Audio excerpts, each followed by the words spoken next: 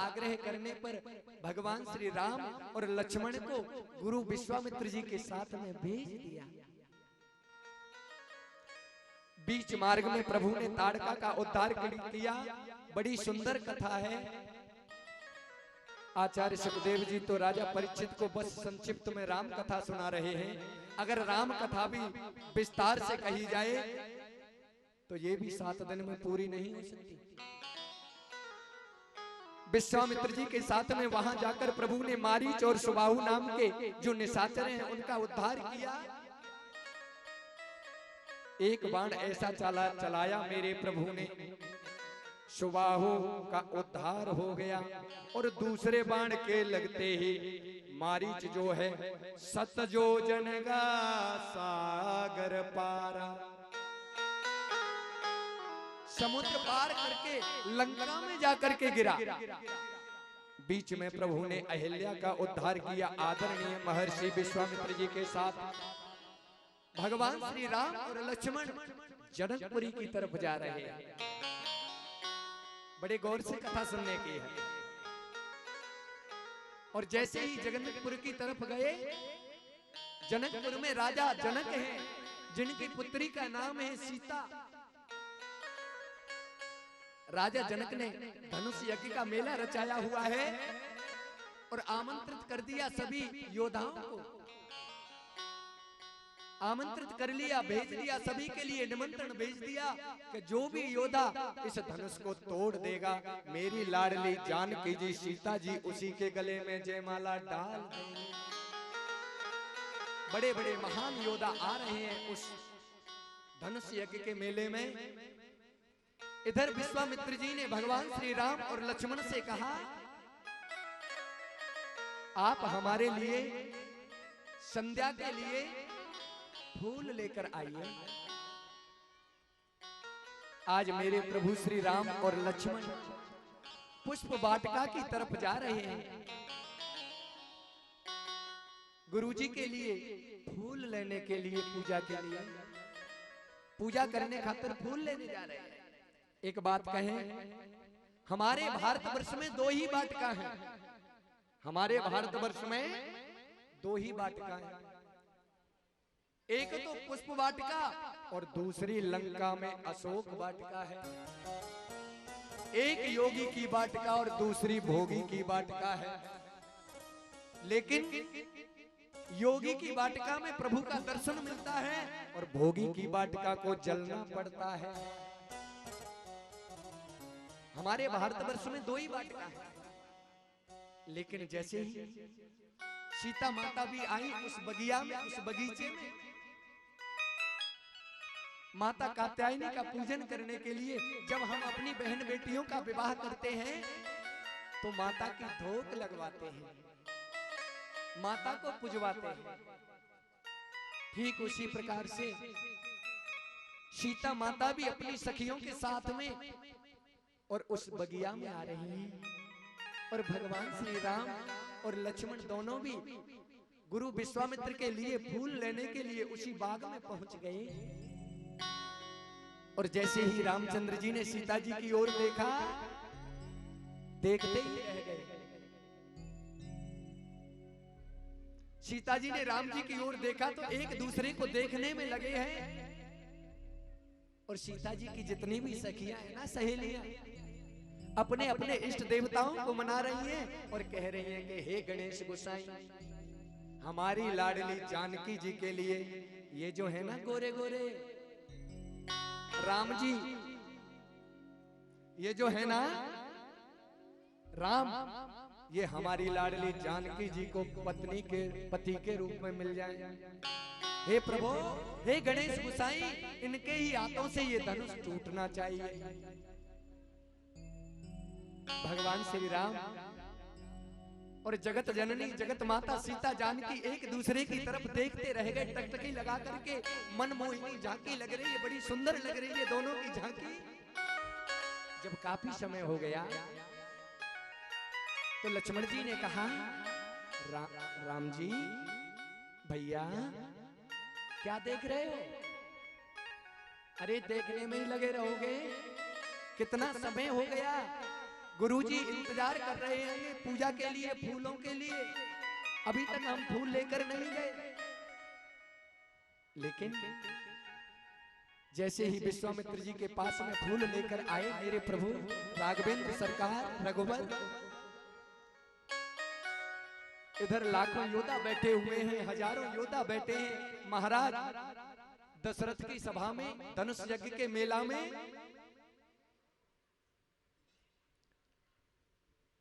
प्यारे बंधु जी, एक एक करके और उसी धनुष यज्ञ के मेला में विश्वामित्र जी भगवान श्री राम और लक्ष्मण को लेकर पहुंच गए। अपने अपने आसन पर जाकर बैठ जाते हैं। दशकंदर रावण भी आया उस महायुद्ध के मेला में, मेला देखने के लिए।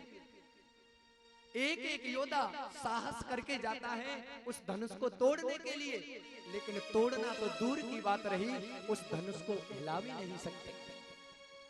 कोई साधारण नहीं था वो धनुष, भगवान शंकर का दिया हुआ था धनुष वो। और जब उस योद्धा से टूटने में नहीं आता तो प्रभु को याद करता है और कहता है कि हे प्रभु, हे मेरे इष्ट देवता, जब ये धनुष मुझसे नहीं टूटा तो टूटना किसी और से भी नहीं चाहिए। वैसे तो कोई बात नहीं, अगर किसी और के हाथों से ये धनुष टूट गया तो हमारे दिल में ये खेद रह जाएगा कि सीता जी हमको नहीं मिली। दशकंदर रावण भी साहस करके आता है और धनुष को तोड़ने के लिए खड़ा हुआ। और जैसे ही उसने जोर लगाया, प्यारे बंधु जी, तोड़ना तो दूर की बात रही, उसे एक तिनके की बराबर उठा भी नहीं पाया। और जब उठने में नहीं आता तो क्या किया पता है? महान योद्धा ते कहने लगे, वैसे तो ये धनुष किसी से टूटेगा नहीं, अगर टूट भी जाएगा तो हम सीता जी को जीत के ले जाएंगे, उससे लड़ाई लड़के ले जाएंगे। और जब टूटने में नहीं आता तो क्या किया पता है? जितने भी योद्धा थे वो सारे जुट गए, सारे लग गए उस धनुष में। कि भूप सहस दस एक ही बारा, भूप सहस दस एक ही बारा, भूप सहस दस एक ही बारा, भूप सहस दस एक ही बारा, लगे उठावन रहे नाटारा, ओ लगे उठावन रहे नाटारा। भूप सहस दस एक ही बारा, लगे उठावन तरह तारा। 10,000 योद्धा लगते हैं, लेकिन फिर भी वो धनुष उठने में नहीं आता। और इस दृश्य को देख रहे थे राजा जनक। राजा जनक ने सोचा, ये क्या मैं देख रहा हूं? हैं? मैं तो समझता था कि इस धरती पर बड़े बड़े योद्धा होंगे, महान बलशाली होंगे, लेकिन आज मुझे पता चल रहा है कि हमारी ये पृथ्वी वीरों से विहीन हो गई। प्यारे बंधु जी, बड़ा कष्ट हो रहा है राजा जनक को। राजा जनक सोचने लगे कि मैंने ये अच्छा नहीं किया, संकल्प लेकर के धनुष को तोड़ने का। अगर ये धनुष किसी से टूटने में नहीं आया तो मेरी प्यारी लाडली जानकी जी बिना शादी के रह जाएंगी। क्रोध भी आ रहा है। अब जन को माखे भटमानी, वीर विहीन मही में जाने। आज मुझे पता चल रहा है कि ये पृथ्वी वीरों से विहीन हो गई, कोई योद्धा नहीं रहा इस धरती पर। और सभी योद्धाओं को ललकार रहे हैं। कौन? राजा जनक। कि तजहुआस निज निज गृह जाओ, तजहुआस निज निज गृह जाओ, तजहुआस निज निज गृह जाओ।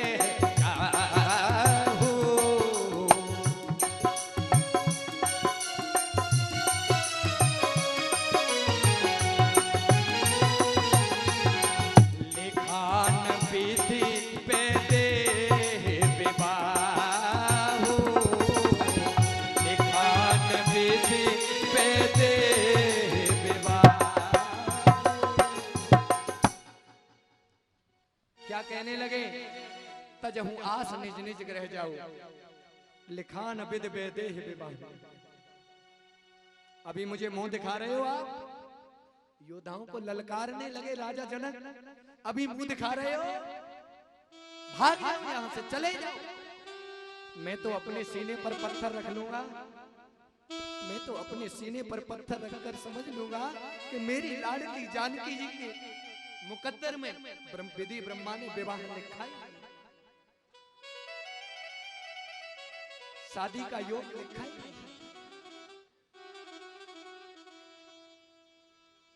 जैसे ही लक्ष्मण जी ने सुना कि महाराज दशरथ इस बात को कह रहे हैं कि ये धरती वीरों से विहीन हो गई, लक्ष्मण जी हो ना जो लखन झुके जइयो लली मेरी छोटी सी, अरे छोटी सी, छोटी सी, छोटी सी, हाँ छोटी सी, झुके जइयो कनक रघुवीर, लली मेरी छोटी सी, कनक जइयो कनक रघुवीर, लली मेरी छोटी सी। जय हो।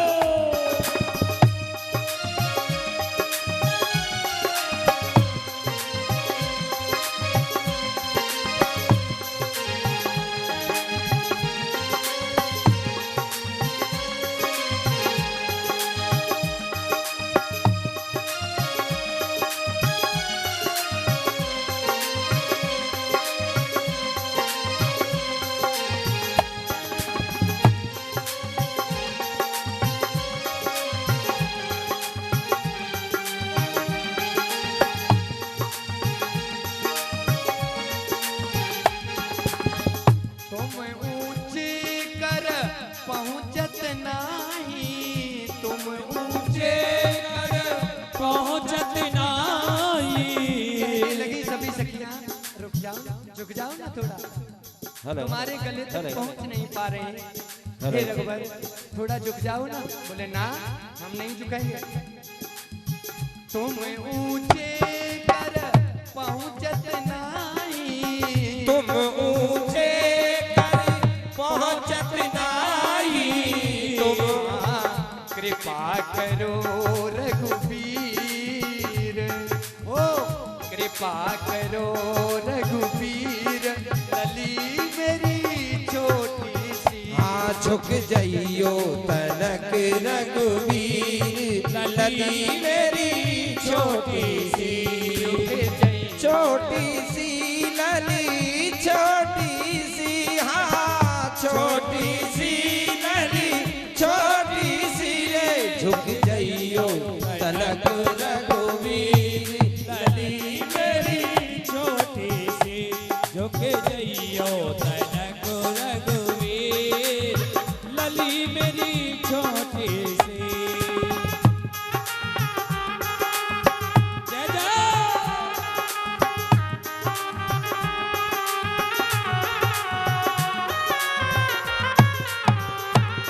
एक बात बताओ, हाथ में मेहंदी लगा रखी है? कौन कौन ने लगा रखी है मेहंदी? तो ताली क्यों ना बजा रहे हैं? अरे झुकी जइयो तनक रघुवीर, लली मेरी छोटी सी, झुकी जइयो तनक रघुवीर, लली मेरी छोटी सी।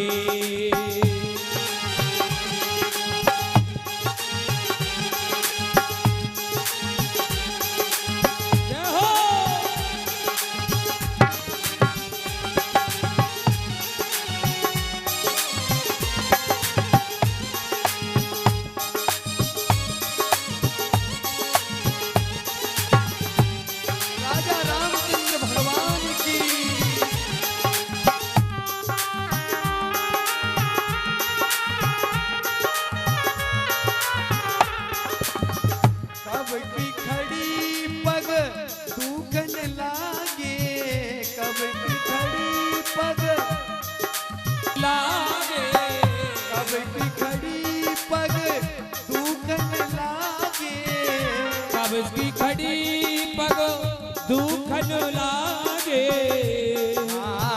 हम हूँ खड़े बेपीर, हम हूँ खड़े बेपीर, लली मेरी छोटी सी झुक गइयो तनक रघुवीर, लली मेरी छोटी सी।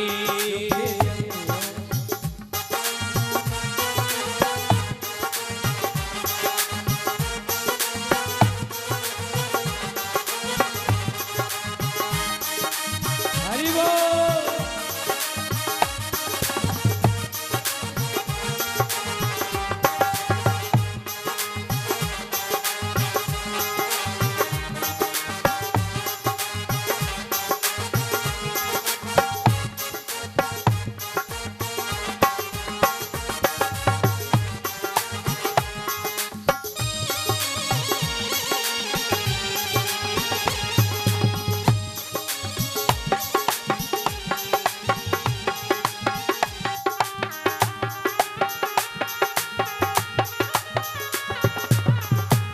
प्यारे भक्तों, बार बार सखियां कहती हैं, हे रघुवर, हे प्रभु थोड़ा झुक जाओ ना। देखो कितनी भारी माला को लेकर के सीता जी कितने समय से खड़ी हैं, इनके पैर भी दुख रहे होंगे, काफी समय हो गया, लेकिन बार बार भगवान श्री रामचंद्र मना कर देते हैं। तो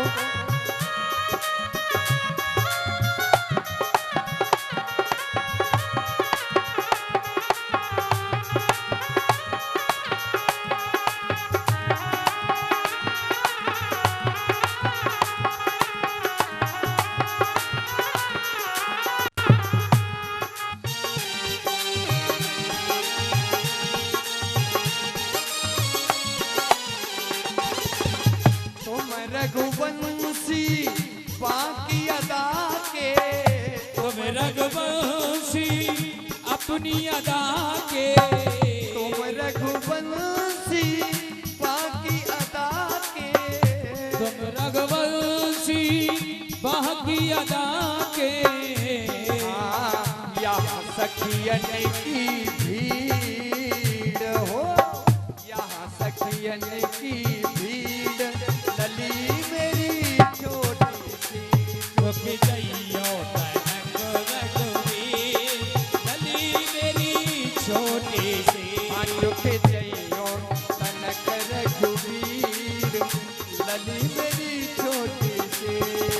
गइयो तनक रघुवीर, लली मेरी छोटी सी। जय जय। तालियां प्यारे भक्तों।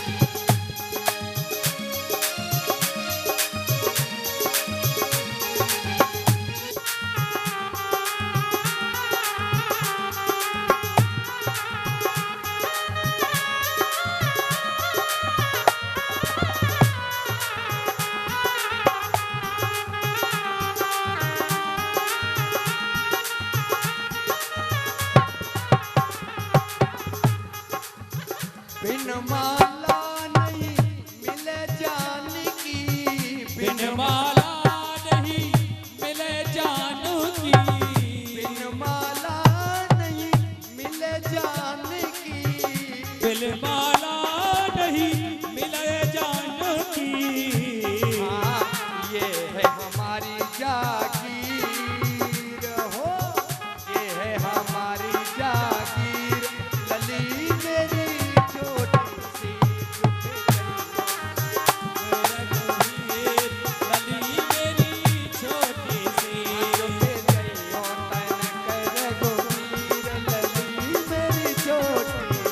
झुक जइयो तनक रघुवीर लली मेरी छोटी सी जइयो ललन रघुवीर लली मेरी छोटी सी। झुक जइयो तनक रघुवीर लली मेरी छोटी सी। बोलिए राजा रामचंद्र भगवान की जय हो। प्यारे बंधु जी, बार बार सीता जी की सखियां आग्रह करती हैं भगवान श्री रामचंद्र जी से, हे रघुवर थोड़ा झुक जाओ ना। बोले हम नहीं झुकेंगे। बोले कहीं नहीं झुकते होंगे। बोले ना, हम रघुवंशी हैं, हम क्षत्रिय हैं। बोले कहीं नहीं झुकते होंगे, लेकिन यहाँ तो बड़े बड़े झुक जाते हैं। जिनके मुंह में शादी के लड्डू फूटते हैं ना, वो बहुत जल्दी झुक जाते हैं इस जगह पर। हाँ? लेकिन झुकने को मना कर देते हैं मेरे प्रभु श्री रामचंद्र जी। गुरु विश्वामित्र जी के पास में गई दौड़ी दौड़ी और कहने लगी, महाराज जी जरा आप ही कह दो ना अपने चेलवा राम से थोड़ा झुक जाएं। विश्वामित्र जी कहने लगे, देवी सुनो, धनुष तोड़वाना हमारा काम था, अब तो आप जानो, आपका काम जानो।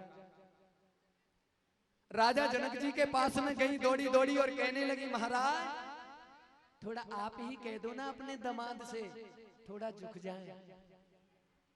अब एक बात बताइए, ससुर अपने दामाद से किस तरह कह सकता है अपने घर बुला करके झुक जाओ? है? अपमान नहीं होगा? मेहमान का अपमान हो जाएगा। राजा जनक मना कर देते हैं,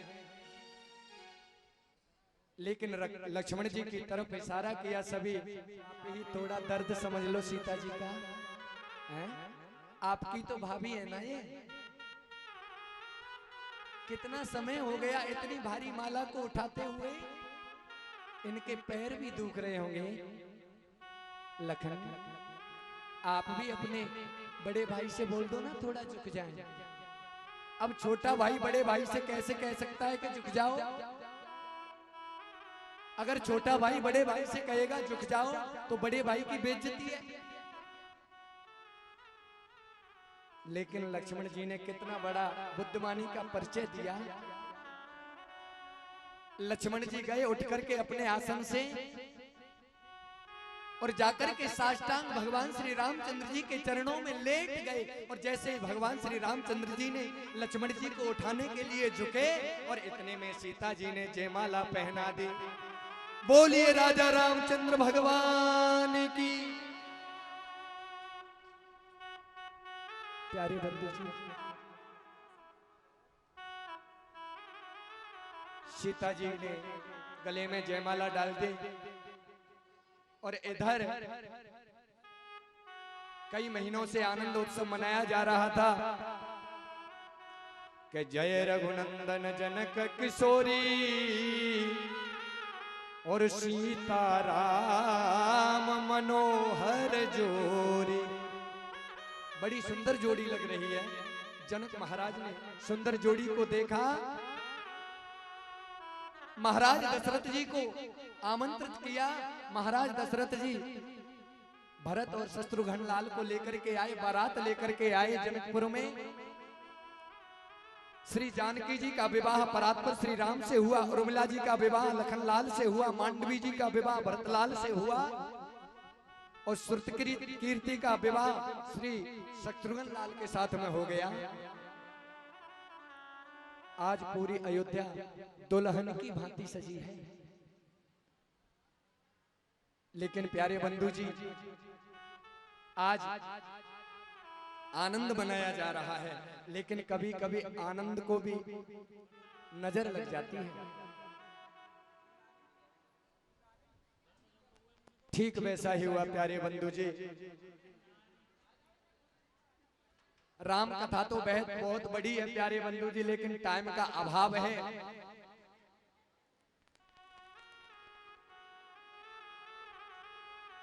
जब भगवान श्री राम और सीता जी को जब विदा करने लगे, जनक और सुनैना बार बार सुनैना अपने सीने से बेटी को लगा लेती है और सीता जी से कहती है, बेटी बेटी आज तू मेरा घर सूना कर जाएगी। बेटी तेरे बिना हमारा मन कैसे लगेगा। बेटी सीता अपने प्रेमाश्रुओं से सीता जी के जल सर को भिगो देती हैं। राजा जनक भी अपने सीने से लगा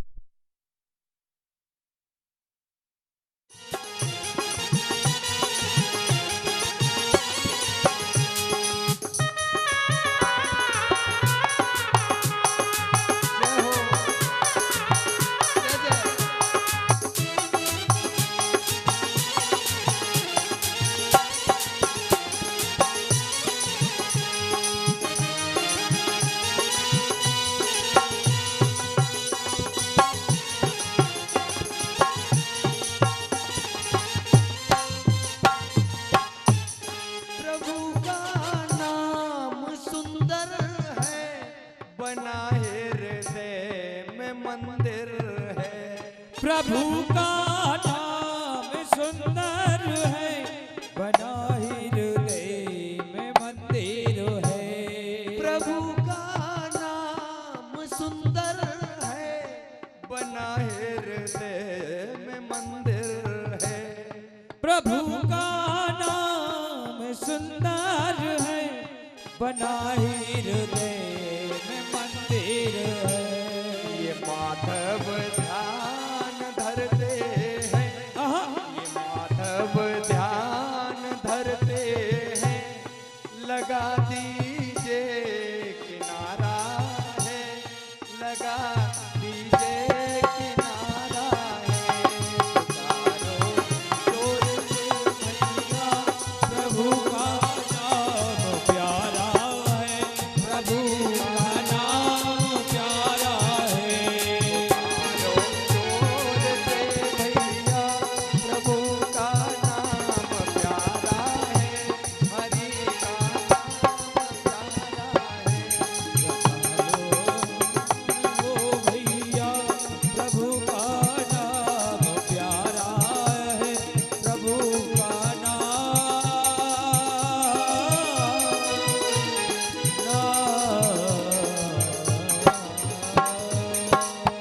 बोलिए कृष्ण कन्हैया लाल की।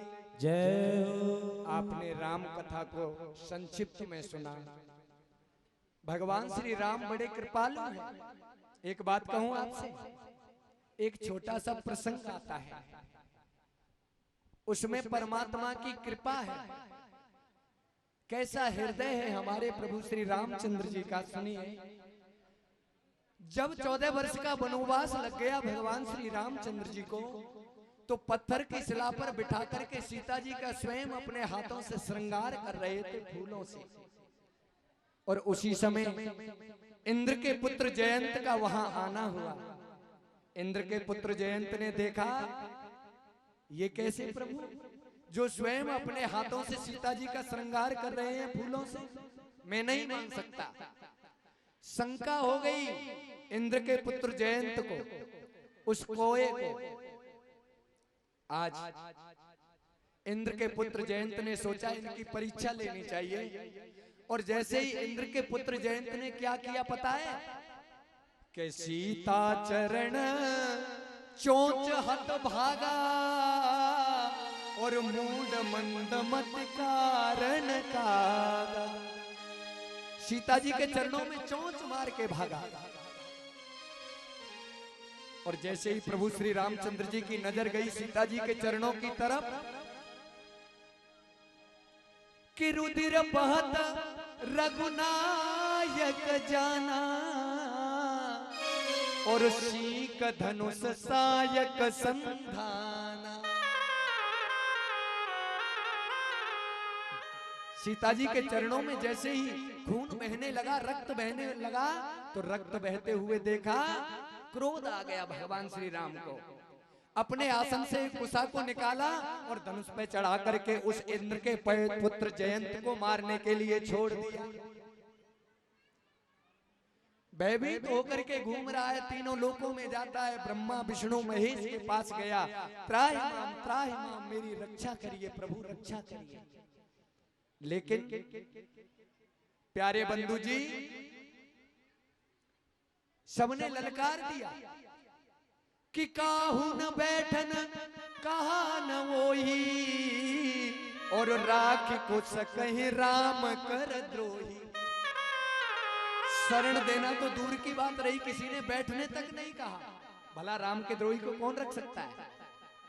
जब अथास उदास निराश हो गया तो मृत्यु लोक में आने लगा। नारद जी से भेंट हो गई। नारद जी ने पूछा, जयंत क्या बात है?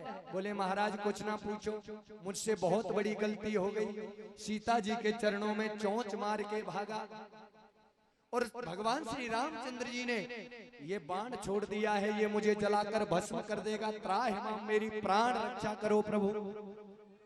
प्यारे बंधु जी, नारद जी कहते हैं कि हे जयंत, अब तुझे कोई नहीं बचा सकता। अब तो भगवान श्री राम की शरण में चला जा, बड़े कृपालु हैं, तुझे माफ कर देंगे। जयंत कहने लगा, बोले महाराज चला तो जाऊंगा, अगर प्रभु श्री रामचंद्र जी ने ये पूछ लिया कि अब तक तू कहां रहा तो क्या जवाब दूंगा? नारद जी कहने लगे, जयंत अगर तुझसे प्रभु श्री रामचंद्र जी ये पूछ लें कि तू कहां रहा तो बोल देना, हे भगवान मैं आपका प्रभाव देखने गया था, इस दुनिया में प्रभाव कैसा है आपका। जयंत कहने लगा, अगर ये पूछ लिया कि अब क्यों आया तो क्या जवाब दूंगा? नारद जी कहने लगे कि अगर प्रभु श्री राम ये पूछ ले अब क्यों आया तो बोल देना, आपका स्वभाव प्रभाव तो देख लिया भगवान, अब ये बंदा तुम्हारा स्वभाव देखना चाहता है। वैसा ही किया, चरणों में लेट गया रामचंद्र जी के। रामचंद्र जी ने पूछा, जयंत अब तक तू कहां रहा? बोले प्रभु मैं तुम्हारा प्रभाव देखने गया था, आपका प्रभाव कैसा है। लेकिन भगवान मैंने मांगी तो शरण थी, लेकिन किसी ने शरण नहीं दी, रक्षा मांगी शरण में ही नहीं दी। मैं आपका प्रभाव देखने गया था प्रभु, मेरे प्रभु का प्रभाव कैसा है। बाई देवी इलेक्शन पर खड़े हो जाए तो कितने वोट पड़ सकते हैं। बोले अब क्यों आया?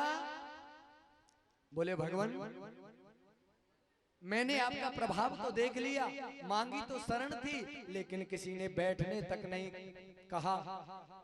अब इस बंदे ने प्रभाव तो देख लिया, अब ये बंदा मेरे प्रभु का प्रभाव देखना चाहता है कि मेरे प्रभु का स्वभाव कैसा है, स्वभाव देखना चाहता है। थोड़ी देर की कथा रही है, थोड़ी शांति बनाए रखें। भगवान श्री रामचंद्र जी ने अपने आसन से कुशा को निकाला और उस कौवे की, उस इंद्र के पुत्र जयंत की आंख में चुबो दिया और उसकी आई साइड भी कर दी, एक आंख का काना बन गया। उसी दिन से ये कौवा एक आंख का हो गया। बड़े कृपालु हैं मेरे प्रभु। आदरणीय सुखदेव जी कहते हैं कि राजन परीक्षित, जब पाप ज्यादा बढ़ जाता है तो मेरे प्रभु अवतार लेकर आते हैं। मथुरा के बड़े यशस्वी राजा हैं जिनका नाम है उग्रसेन। ऐसा वर्णन आता है कि उग्रसेन के कोई पुत्र नहीं था, बड़ी भारी तपस्या की उन्होंने, पुत्र काष्ठी युग किया तो उग्रसेन की पत्नी गर्भवती हो गई और द्रुमिल नाम के राक्षस की परछाई पड़ गई उसके ऊपर। और उग्रसेन की पत्नी ने जिस बालक को, जिस बच्चे को जन्म दिया, इसी का नाम है क्या? कंस। उद्दंड हो गया, राक्षस हो गया। दो पुत्र हुए उनके, दो बेटे थे, एक वसुदेव एक कंस। प्यारे बंधु जी, 3 पत्नियां थी। महाराज कंस पल रहे हैं उग्रसेन जी के यहाँ, और उनकी चचेरी बहन है जिसका नाम है देवकी। कंस की चचेरी बहन, चाचा की लड़की है। अब तो बड़ा होने के बाद में अत्याचारी बन गया, पापी बन गया। भगवान के भक्त तपस्या करते, पूजा जप तप नियम करते तो उनको तंग करने लग गया कंस, अधर्मी बन गया। राजा उग्रसेन ने बड़ा सख्ती से कहा, थोड़ा सख्ती से, कंस आप ये क्या कर रहे हो, पाप कर रहे हो, ऐसा नहीं करना चाहिए। कंस ने अपने पिता उग्रसेन को जेल में डाल दिया, कारागृह में डाल दिया। बोले पिताजी हम जो भी करते हैं अच्छा करते हैं, लेकिन कहते हैं कि जब पाप का घड़ा भर जाता है ना तो उसका फूटना भी निश्चित है।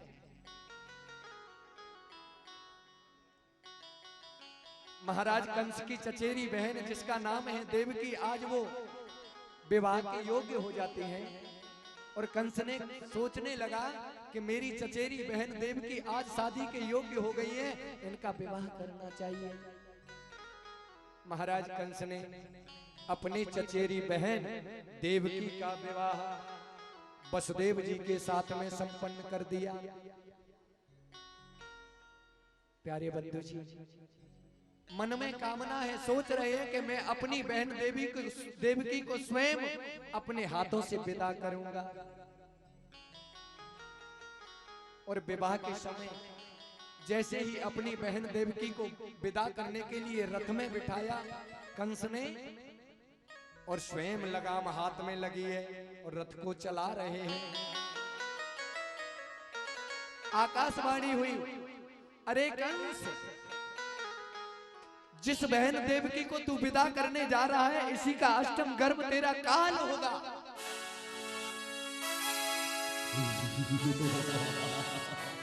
कंस, तेरा नाश कर देगा वो काल।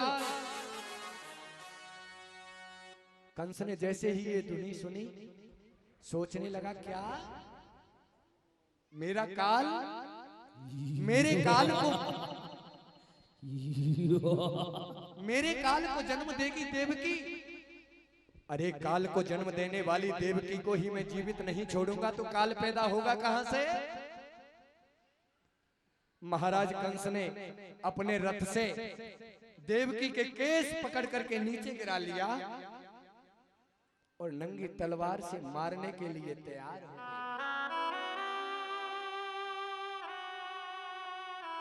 लेकिन पति का धर्म बनता है कि पत्नी की रक्षा करना, हर मिति में पत्नी की रक्षा करना पति का धर्म है। मारने के लिए तैयार हुए महाराज कंस अपनी बहन देवकी को। वसुदेव जी ने हाथ पकड़ लिया और कहा, कंस ये क्या कर रहे हो, बहन को मार रहे हो।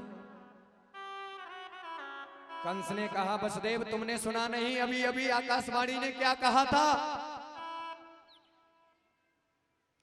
देवकी मेरे काल को जन्म देगी, देवकी का अष्टम गर्भ मेरा काल होगा। अरे काल को जन्म देने वाली देवकी को ही मैं जीवित नहीं छोड़ूंगा तो काल पैदा होगा कहां से। वसुदेव जी कहने लगे, हे कंस, क्या आप भूल रहे हो, भूल रहे हो कि ये आपकी बहन है और स्त्री तो वैसे भी अविद्या हुआ करती हैं और विवाह के समय बहन तो लक्ष्मी का रूप होती है और इस लक्ष्मी को आप नंगी तलवार से मार रहे हो, शोभा नहीं देता। एक स्त्री पर हाथ छोड़ना गलत बात है, ये वीर पुरुषों का कर्म नहीं है। हे कंस, मैं आपको वचन देता हूं, देवकी के गर्भ से जितने भी बच्चे जन्म लेंगे एक एक करके मैं आपके हवाले करता रहूंगा, आप मारते जाना, लेकिन देवकी को प्राण दान दे दो, देवकी को छोड़ दीजिए। महाराज कंस ने वसुदेव और देवकी को कारागृह में जेल में डाल दिया। श्लाघनीय गुण सूरे भवान भोजय संस्करः शकथम भगिनी महन्यात् स्त्री मुद्दाः पर्वणे।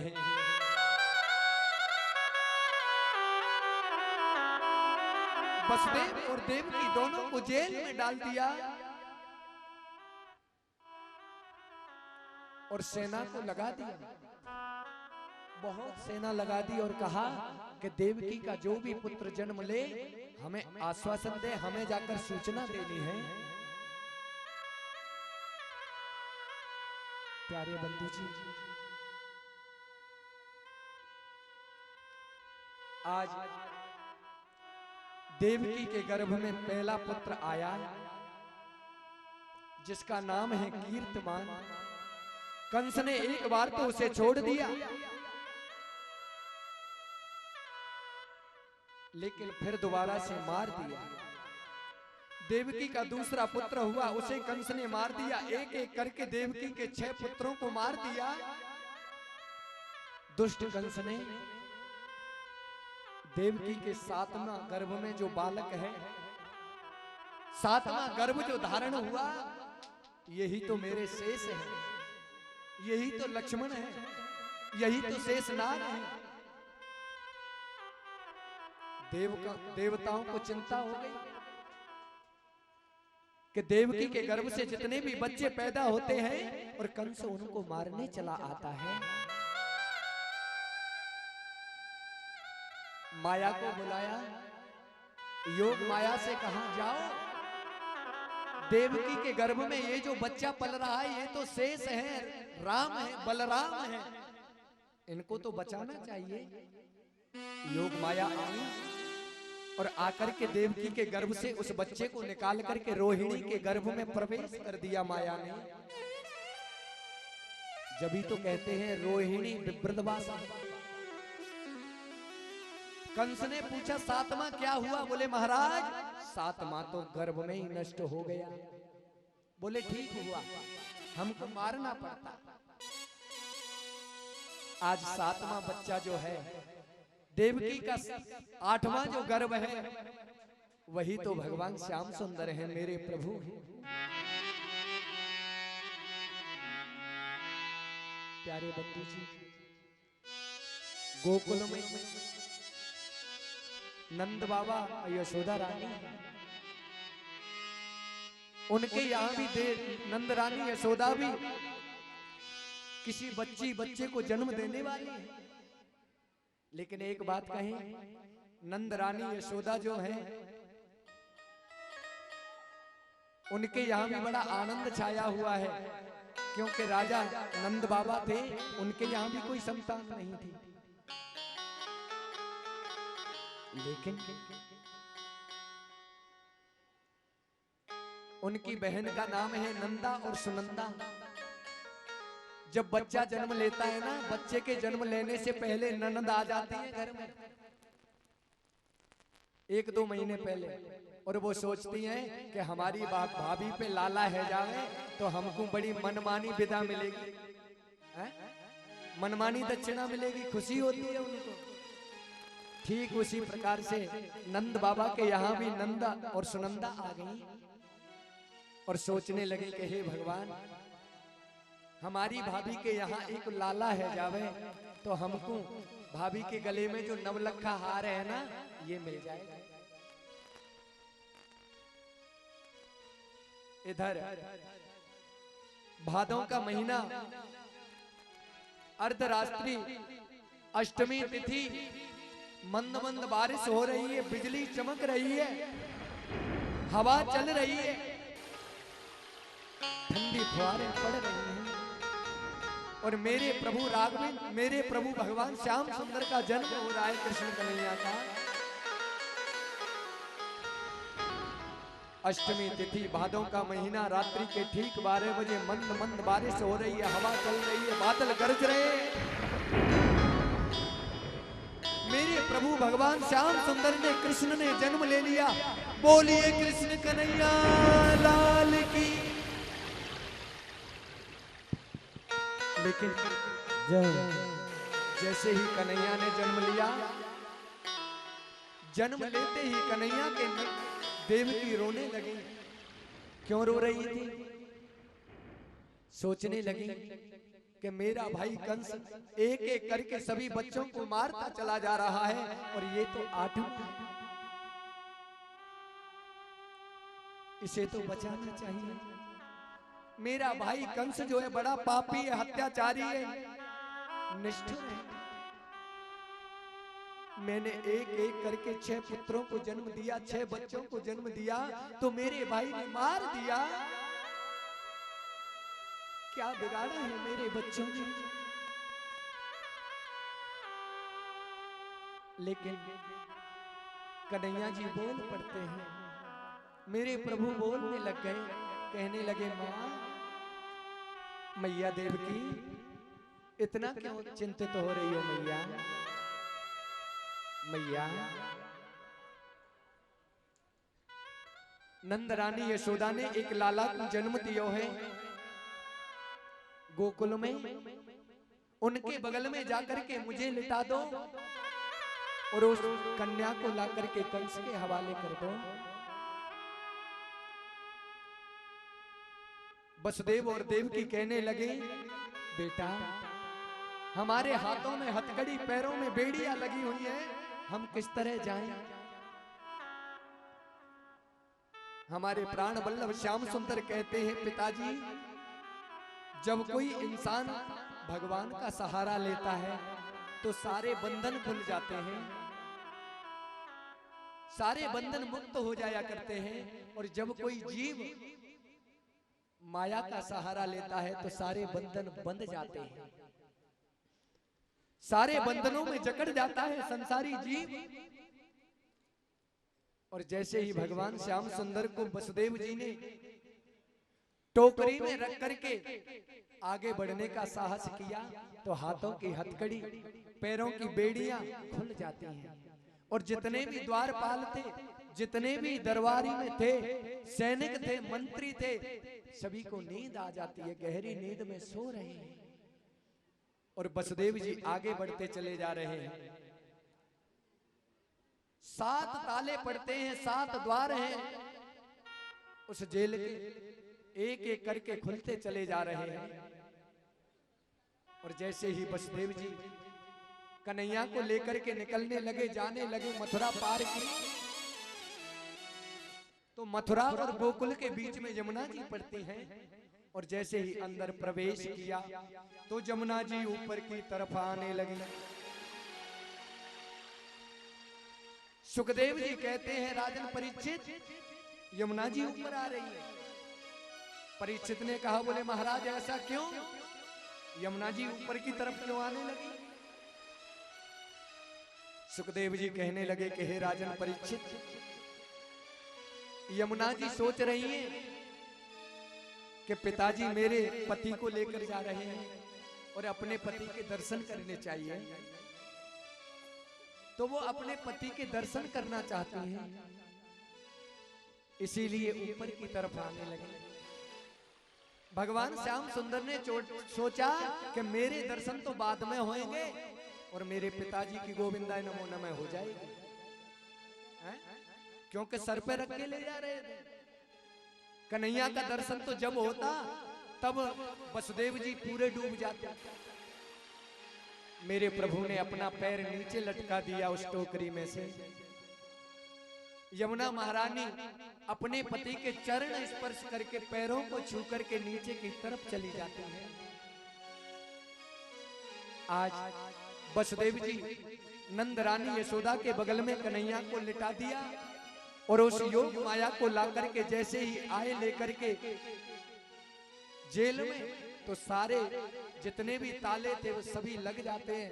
और जैसे हथकड़ियां और बेड़ियां थी, न्यों की न्यों लग जाती हैं।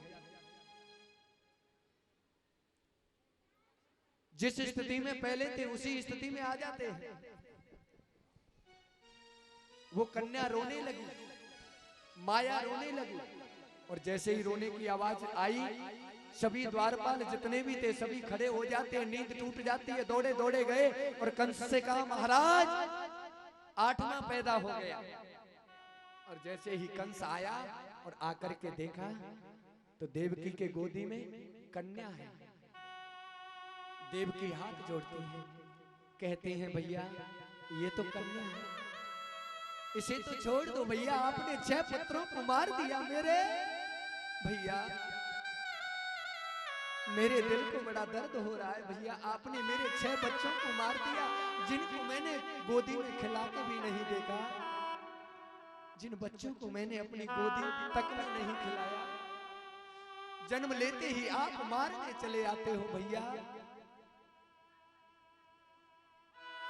लेकिन कंस ने हाथ आगे बढ़ाया और देवकी की गोदी से उस कन्या को छीन लिया, और जैसे ही जमीन में गिराया तो वो माया बिजली बनकर के आसमान में उड़ गई। बिजली बनकर आसमान में उड़ जाती है और आकाशवाणी करती है, अरे कंस, मुझ जैसी निरपराध कन्या को मारने से तुझको क्या मिला? अरे तुझे मारने वाला तो इस ब्रज में पैदा हो चुका है। कंस ने जैसे ही ये धुनी सुनी, मेरा काल ब्रज में पैदा हो गया, लेकिन वो कहां है? माया ने ये नहीं बताया कि कहां है। माया ने यही बताया कि काला काला होगा, मुरली वाला होगा, देखने में छोटा होगा लेकिन बड़ा ही खोटा होगा। लेकिन महाराज कंस तो इतने भयभीत हो गए कि अगर दाल में काला जीरा भी आ जाता है ना, तो बस उसमें भी काल दिखाई देता है। इधर नंद रानी यशोदा रोजाना बखत से उठ जाया करती थी, लेकिन सुनंदा ने जैसे ही देखा, महाराज कंस ने अपने रथ से देवकी के केस पकड़ करके नीचे गिरा लिया और नंगी तलवार से मारने के लिए तैयार हो गए।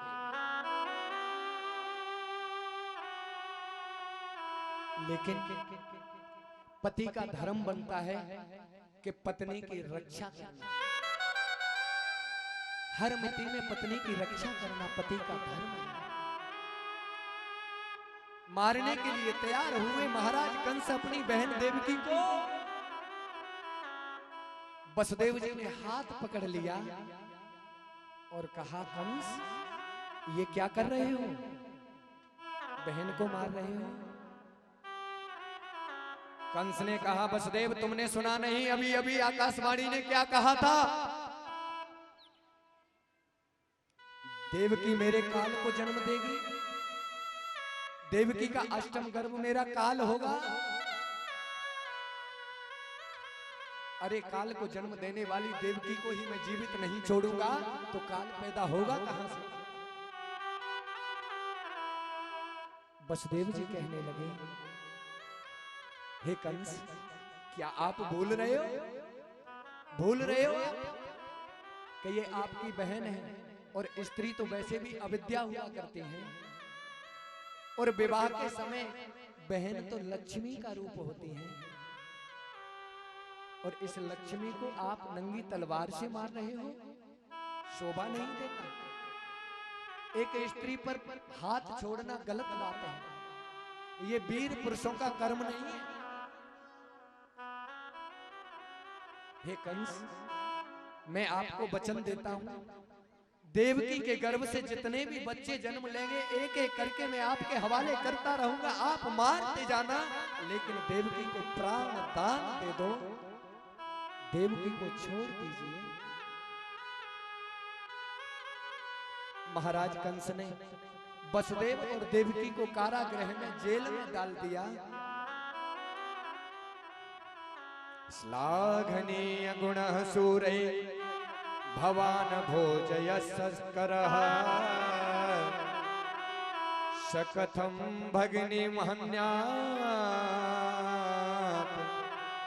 स्त्री मुद्दाः पर्वणे।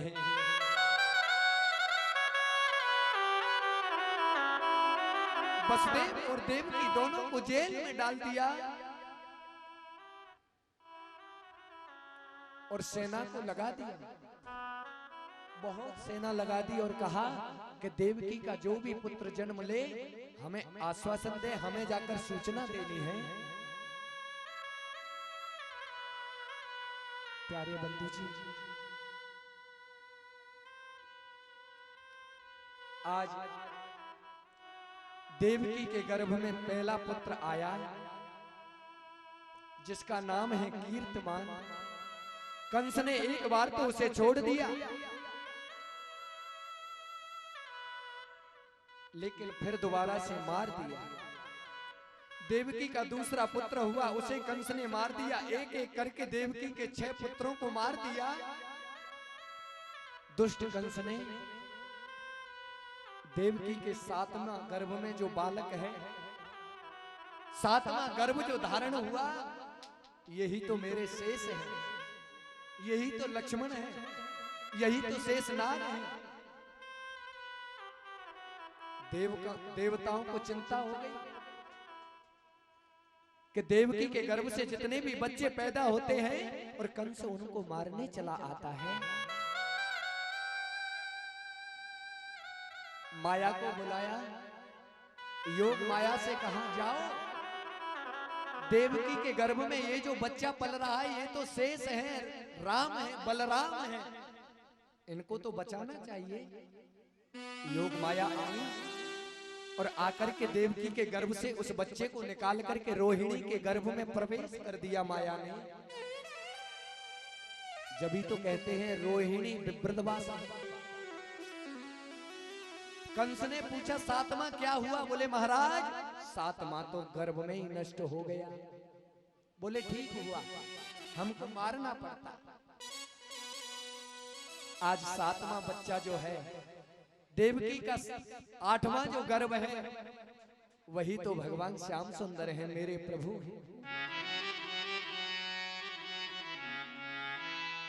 प्यारे बंधु जी, गोकुल में नंद बाबा यशोदा रानी, उनके यहां भी नंद रानी यशोदा भी किसी बच्चे को जन्म देने वाली है। लेकिन एक बात कहें, नंद रानी यशोदा जो है, उनके यहां भी बड़ा आनंद छाया हुआ है, क्योंकि राजा नंद बाबा थे, उनके यहां भी कोई संतान नहीं थी। लेकिन उनकी बहन का नाम है नंदा और सुनंदा। जब बच्चा जन्म लेता है ना, बच्चे के जन्म लेने से पहले ननद आ जाती है घर में, 1-2 महीने पहले, और वो सोचती हैं कि हमारी भाभी पे लाला है जावे तो हमको बड़ी मनमानी विदा मिलेगी, मनमानी दक्षिणा मिलेगी, खुशी होती है उनको। ठीक उसी प्रकार से नंद बाबा के यहाँ भी नंदा और सुनंदा आ गई और सोचने लगे कि हे भगवान, हमारी भाभी के यहाँ एक लाला है जावे तो हमको भाभी के गले में जो नवलखा हार है ना, ये मिल जाएगा।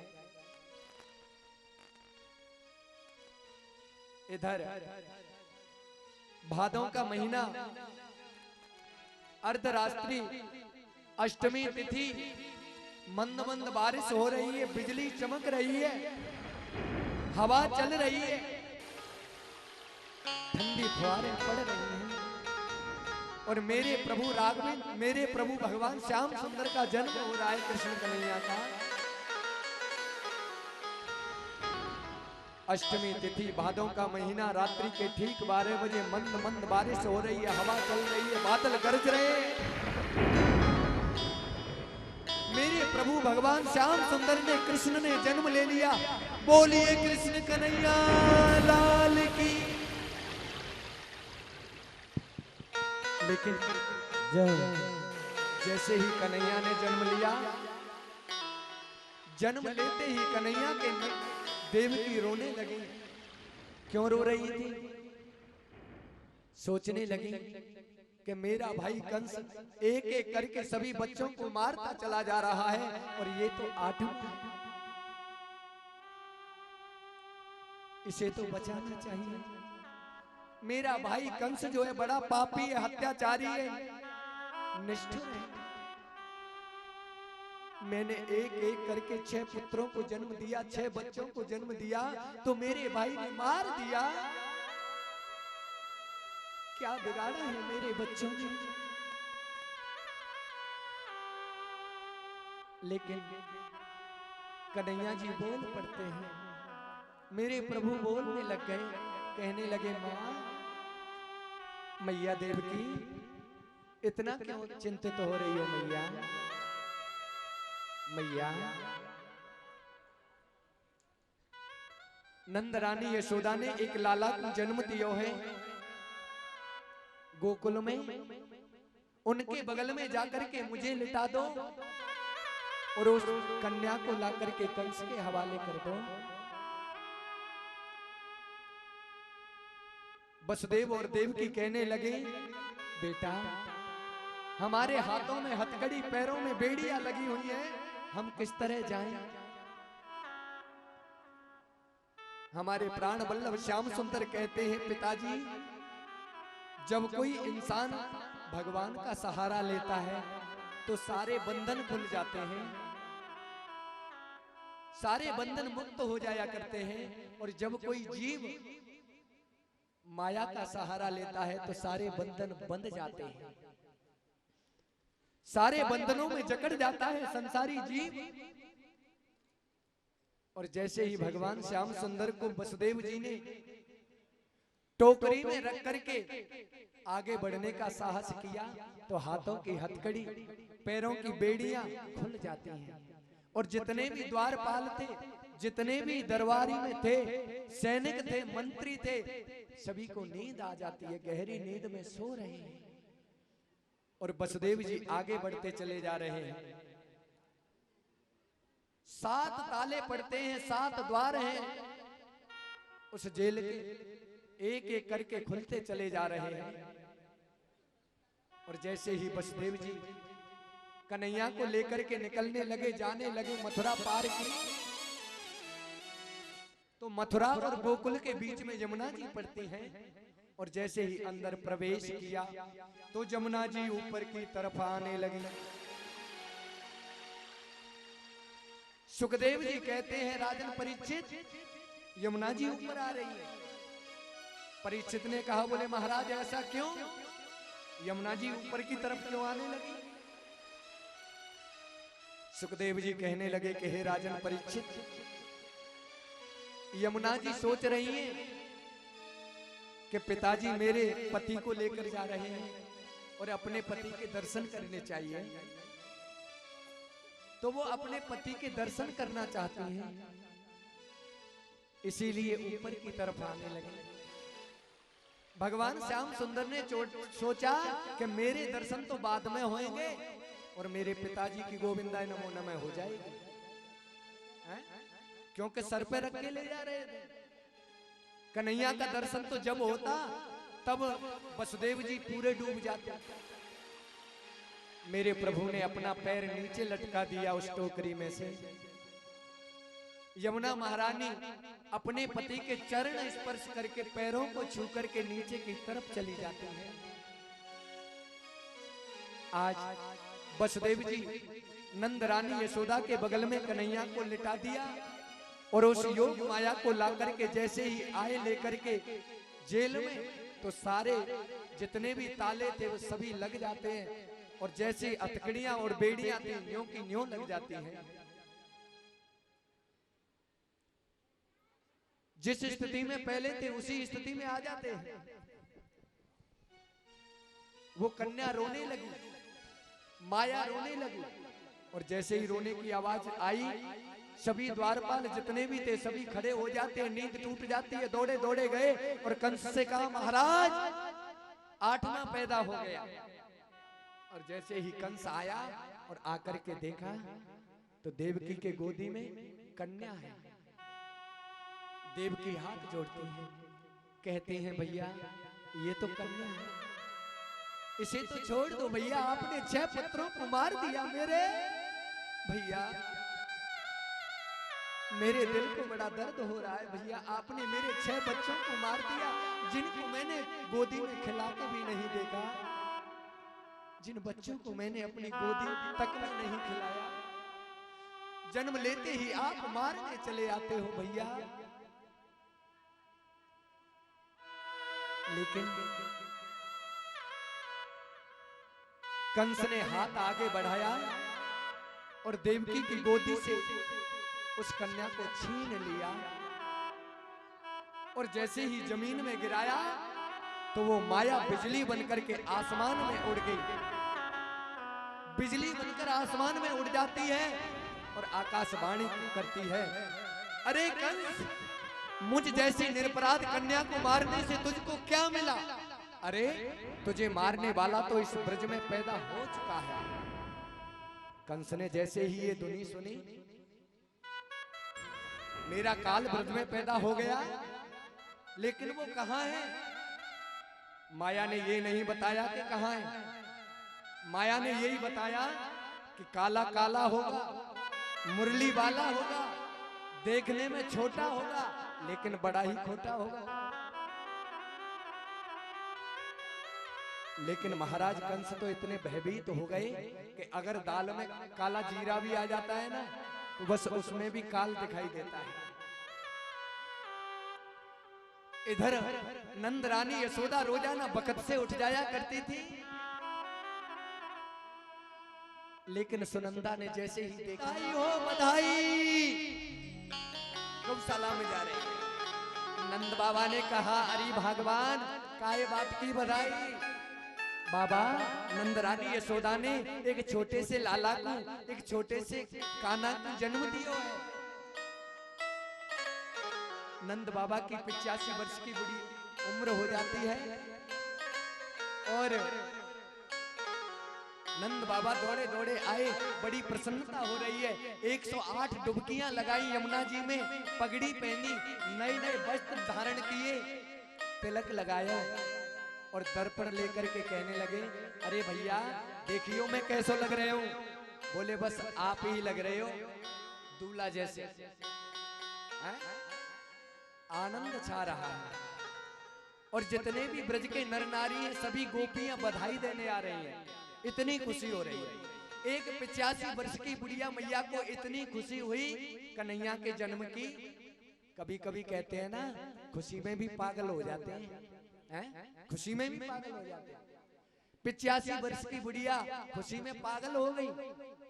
पता है क्या किया? श्रृंगार कर रही है, 16 श्रृंगार, बुढ़िया होकर के, मुंह में एक भी दांत ना है। पता है क्या किया?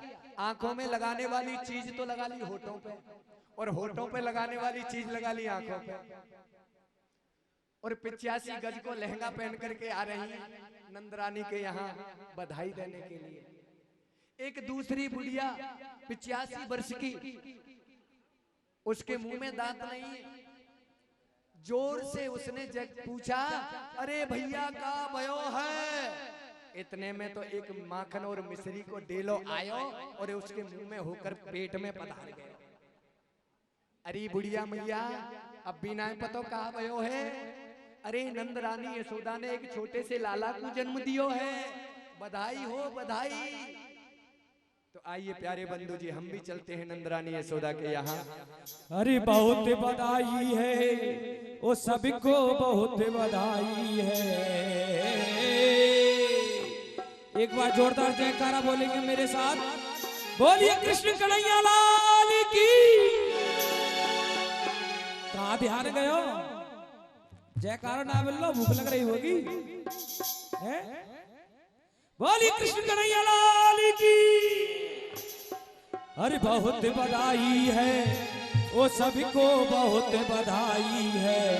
जेल में प्रकटे कृष्ण कन्हैया, सबको बहुत बधाई है, बहुत बधाई है, वो सभी को बहुत बधाई है। अरे सखियों, अरे बहनों, ये मेरो लाला थोड़ी ना है, आप सबको लाला है। देव बधाइयां, प्रेम से बधाइयां दो बहनों। आज सभी प्रजांगनाएं बधाई दे रही हैं, तो आइए हम भी चलते हैं गोकुल की तरफ कुछ क्षणों के लिए। हो यशोदा जायो ललना में बेदन में सुन आई, यशोदा जायो ललना में बेदन में सुन आई, यशोदा जायो ललना में बेदन में सुन आई। ओ यशोदा जायो ललना में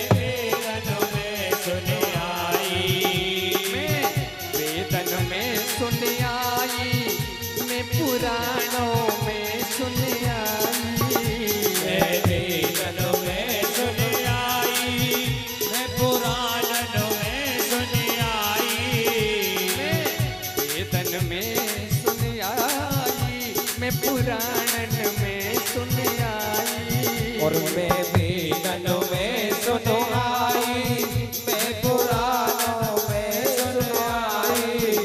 यशोदा यशोदा जायो ललना में वेदन में सुन आई, पूजा सोदा जायो लालेना, मैं वेदन में सुन आई। जय हो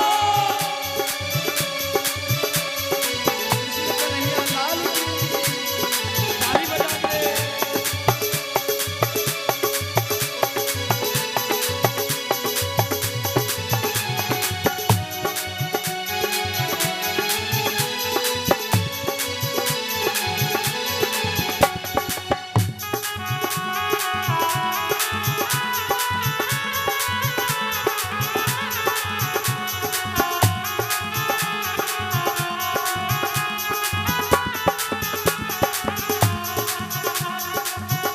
हाँ मथुरा में अन जन्म लियो है, मथुरा में अन जन्म लियो है, मथुरा में अन जन्म लियो ओ है, मथुरा में अन जन्म लियो है। गोकुल में जय हो गोकुल में झूले पलना में वेदन में सुन आई, गोकुल में झूले पालोना, मैं वेदन में सुन आई।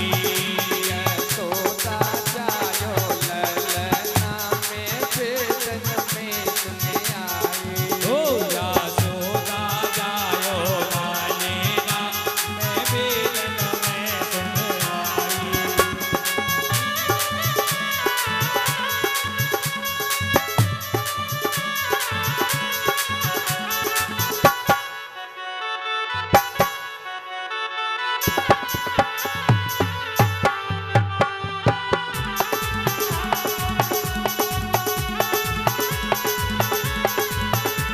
हरि बोल जय हो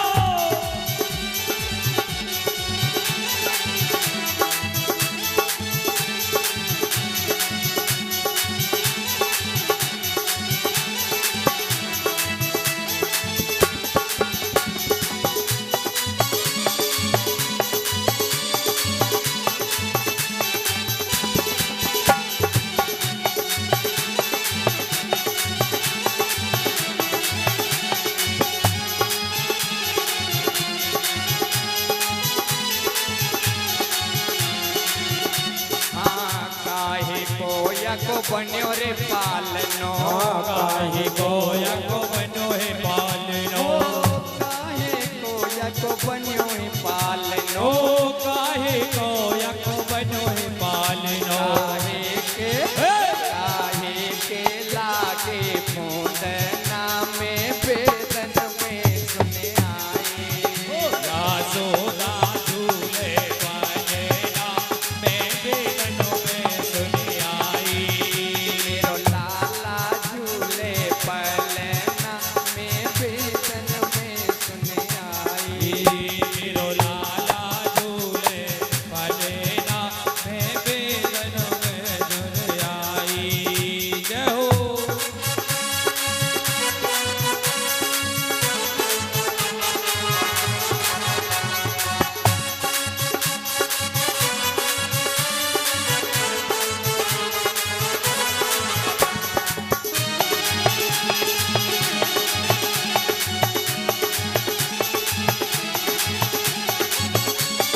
ताली बजाते हुए सभी गाएं राधे।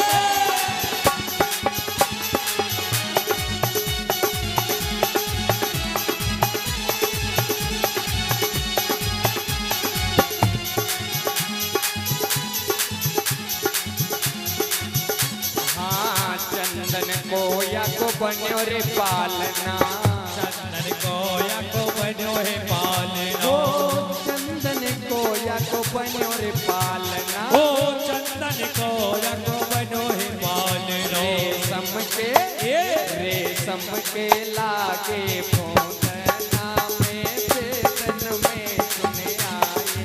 बोले लाला झूले पलना मैं बेदन में सुन आई। मैं बेदन में सुन आई, मैं पुराणन में सुन आई। और मैं बेदन में सुन आई, वेदों में पुराणों में सुन आई। मैं वेदन में सुन आई, मैं पुराणन में सुन आई। मैं वेदन में सुन आई, वेदों में पुराणों में सुन आई। यशोदा यशोदा जायो ललना मैं वेदन में सुन आई। यशोदा जायो ललना मैं वेदन में सुन आई। मेरो लाला झूले पलना मैं वेदन में सुन आई। मेरो लाला झूले पलना मैं वेदन में सुन आई। बोलिए कृष्ण कन्हैया लाल की जय हो।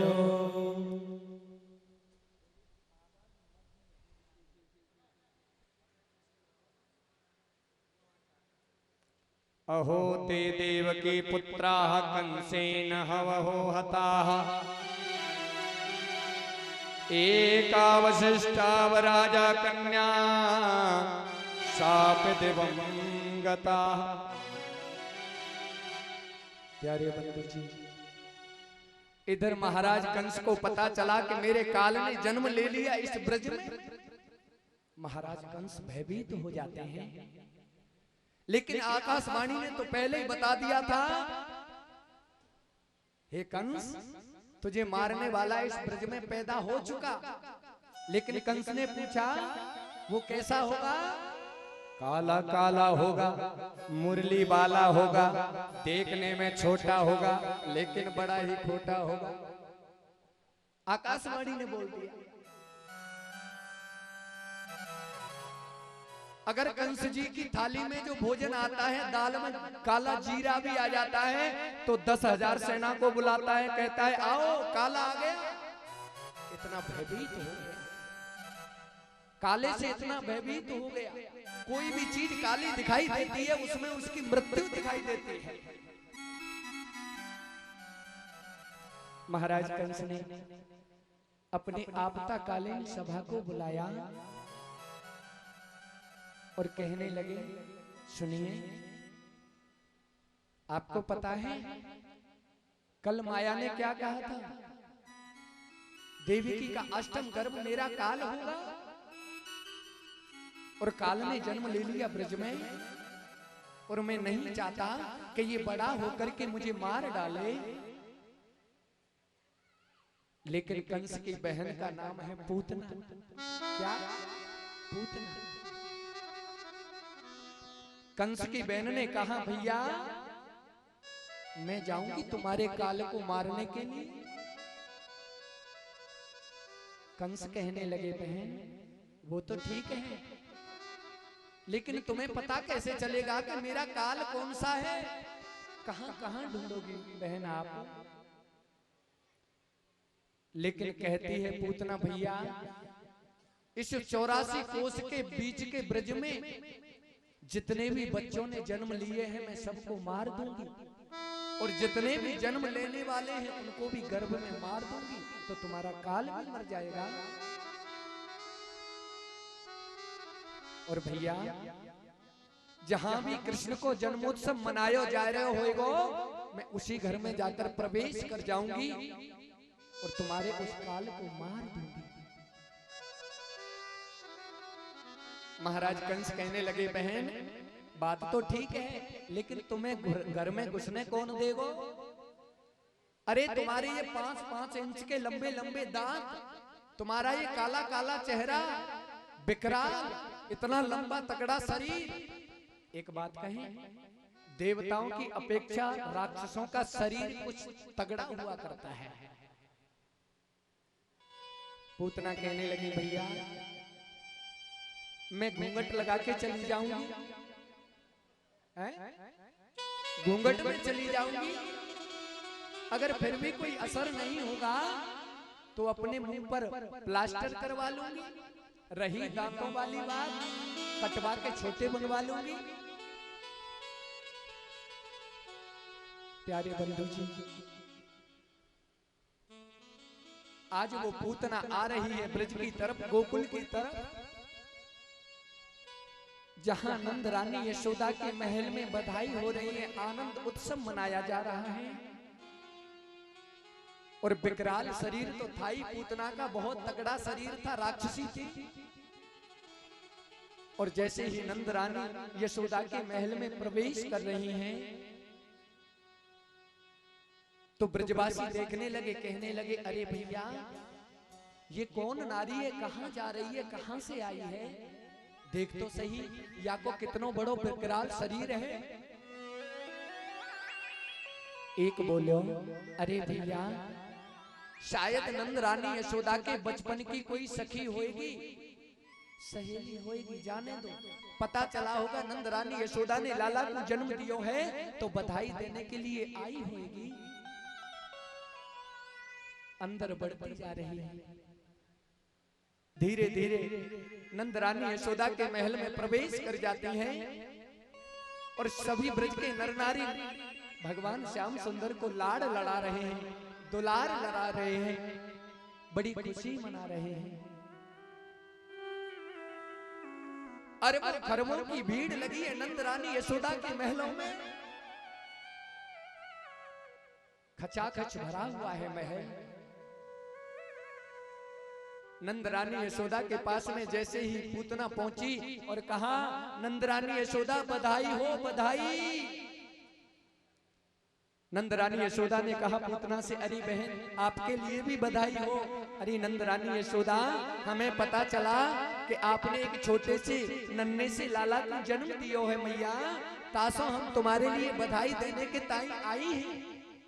बहन मेरो लाला थोड़ी है, आप सबको लाला है, देव बधाई, प्रेम से बधाई दो। आज नंद रानी यशोदा पूतना को भगवान श्याम सुंदर के पालने के पास में छोड़ गई और कहा, बहन आप लाला को लाड़ लड़ाओ और इतने में कुछ अतिथि सत्कार करके आती हूं। मेरे द्वार पर बहुत नर नारी आए हुए हैं, उनका मैं सत्कार करके आऊंगी। और जैसे ही नंद रानी यशोदा आई सत्कार करने के लिए, तो पूतना ने भगवान श्याम सुंदर को, कन्हैया को अपनी गोदी में उठा लिया और स्तनों से जहर लगाकर आई थी कृष्ण को मारने के लिए।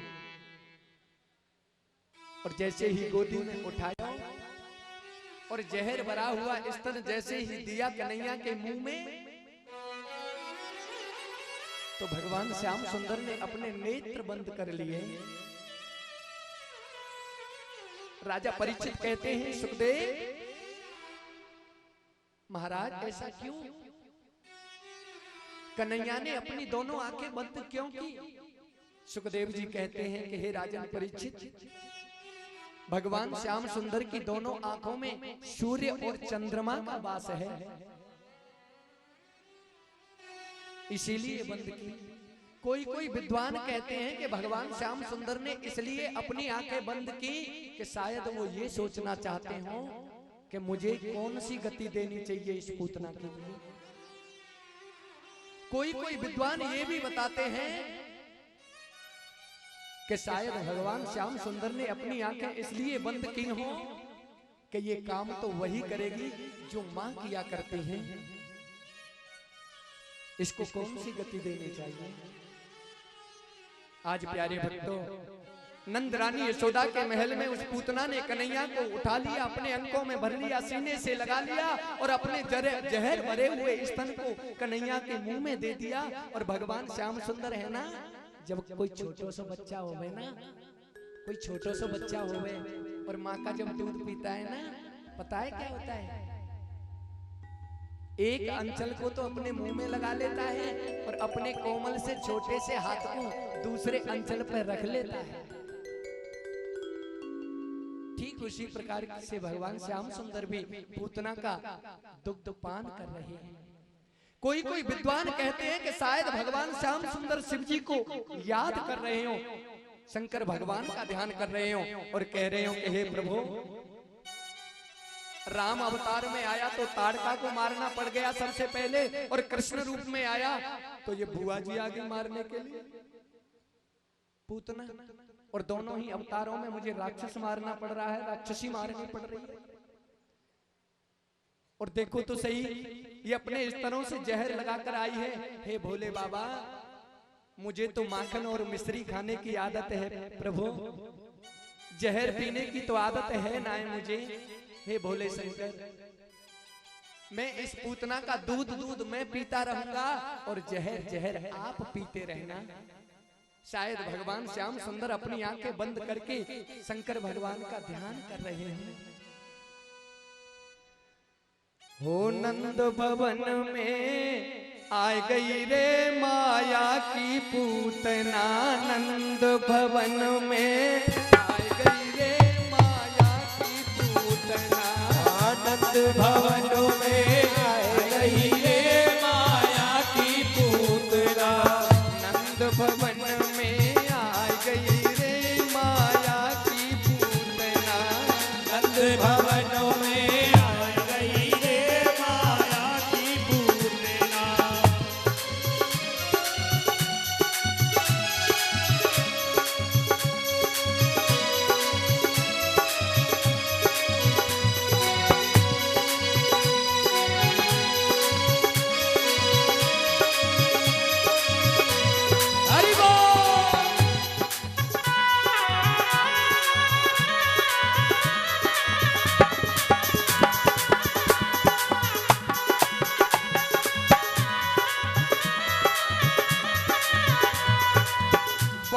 कृष्ण को गोद खिलावे, बाल कृष्ण को गोद खिलावे, बाल कृष्ण को गोद खिलावे, बाल कृष्ण को गोद खिलावे, हृदय कपट मुख प्यार दिखावे, हृदय कपट मुख प्यार दिखावे, जहर कुचन से प्यार रे जय हो।